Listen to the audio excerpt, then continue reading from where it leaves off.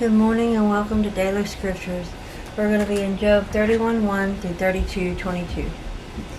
I have made a covenant with my eyes. Why then should I look upon a young woman? For what is the allotment of God from above, and the inheritance of the Almighty from on high? Is it not destruction for the wicked, and disaster for the workers of iniquity? Does he not see my ways and count all my steps? If I have walked with falsehood, or if my foot has hastened to deceit, let me be weighed on honest scales, that God may know my integrity. If my step has turned from the way, or my heart walked after my eyes, or if any spot adheres to my hands, then let me sow and another eat. Yes, let my harvest be rooted out. If my heart has been enticed by a woman, or if I have lurked at my neighbor's door, then let my wife grind for another, and let others bow down over her. For that would be wickedness. Yes, it would be iniquity deserving of judgment, for that would be a fire that consumes to destruction and would root out all my increase. If I despised the cause of my male or female servant when they complained against me, what then shall I do when God rises up? When he punishes, how shall I answer him?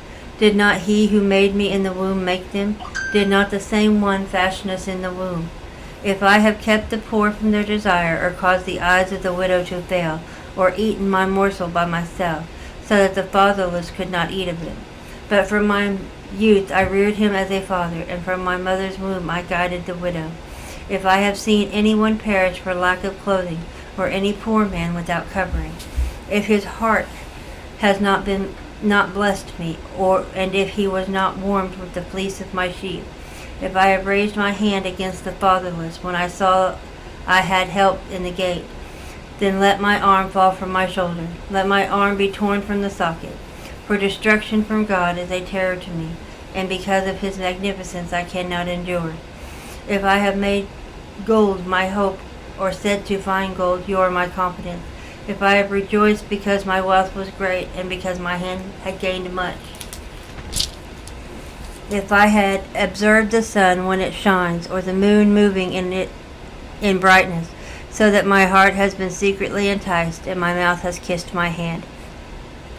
This also would be an iniquity deserving of judgment, for I would have denied God who is above. If I have rejoiced at the destruction of him who hated me, or lifted myself up when evil found him, indeed I have not allowed my mouth to sin, by asking for a curse on his soul. If the men of my tent have not said, who is there that has not been satisfied with this meat? But no sojourner had to lodge in the street, for I have opened my doors to the traveler. If I have covered my transgressions as Adam, by hiding my iniquity in my bosom, because I feared the great multitude, and dreaded the contempt of families, so that I kept silent, and did not go out of the door. Oh, that I had one to hear me. Here is my mark. That the Almighty would answer me, that my prosecutor had written a book. Surely I would carry it on my shoulder, and bind it on me like a crown. I would declare to him the number of my steps, like a prince I would approach him. If my land cries out against me, and its furrows weep together, if I have eaten its fruit without money, or caused its owners to lose their lives, then let thistles grow instead of wheat, and weeds instead of barley. The words of Job are ended. So these three men ceased answering Job because he was righteous in his own eyes. Then the wrath of Elihu, the son of Barachel, the Buzite of the family of Ram, was aroused against Job. His wrath was aroused because he justified himself rather than God. Also against his three friends his wrath was aroused because they had found no answer and yet had condemned Job. Now because they were years older than he, Elihu had waited to speak to Job. When Elihu saw that there was no answer in the mouth of these three men, his wrath was aroused. So Elihu the son of Barachel, the Buzite, answered and said, I am young in years, and you are very old. Therefore I was afraid, and dared not to declare my opinion to you. I said, age should speak, and multitude of years should teach wisdom. But there is a spirit in man, and the breath of the Almighty gives him understanding. Great men are not always wise, nor do the aged always understand justice. Therefore I say, listen to me. I also will declare my opinion. Indeed, I waited for your words. I listened to your reasoning. While you searched out what to say. I paid close attention to you, and surely not one of you convinced Job or answered his words.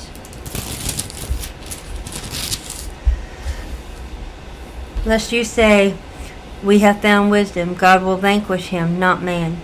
Now he has not directed his words against me, so I will not answer him with your words.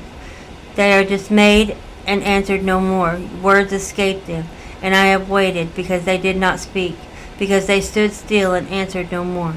I also will answer my part. I too will declare my opinion, for I am full of words. The spirit within me compels me. Indeed, my belly is like wine that has no vent. It is ready to burst like new wineskins. I will speak that I may find relief. I must open my lips and answer. Let me not, I pray, show partiality to anyone, nor let me flatter any man, for I do not know how to flatter, else my Maker would soon take me away. Psalms 98, 1-3.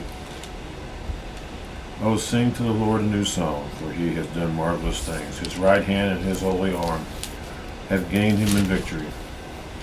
The Lord has made known his salvation.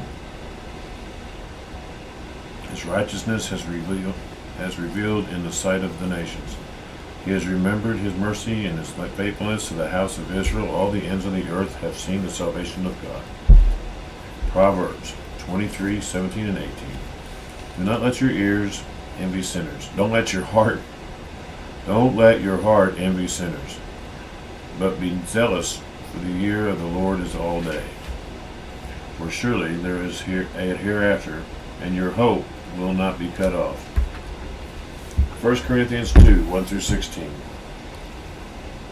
And I, brethren, then I came to you,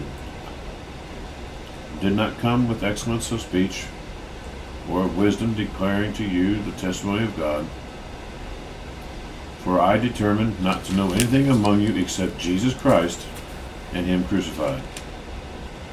I was with you in weakness, in fear, and in much trembling. And my speech and my preaching were not like persuasive words of human wisdom, but in demonstration of the Spirit and the power, that your faith should not be in the wisdom of men, but in the power of God. However, we speak wisdom among those who are mature, yet not the wisdom of this age, nor of the rulers of this age, who are coming to nothing. But we speak the wisdom of God in a mystery, the hidden wisdom which God ordained before the ages of our glory, which none of the rulers of this age knew. For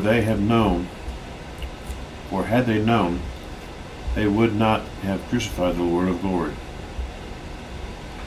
But as it is written, eye had not seen, nor ear heard, nor have entered into the heart of man, the things which God has prepared for those who love him.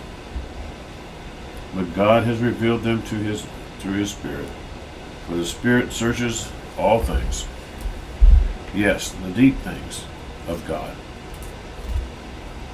For what man knows the things of a man except the spirit of the man which was in him? Even so, no one knows the things of God except the Spirit of God. Now we have received not the spirit of the world, the Spirit who is from God, that we might know the things that God has been freely given to us by God. These things we also speak, not in words which man's wisdom teaches, but which the Holy Spirit teaches, comparing spiritual things with spiritual. But the natural man does not receive the things of the Spirit of God, for they are foolish to him. For can he know them, because they are spiritually discerned? For he who is spiritual judges all things, yet he himself is rightly judged by no one. For who has known the mind of God, the mind of the Lord, that he might instruct him? But we have the mind of Christ. Thank you, folks. We'll see you tomorrow.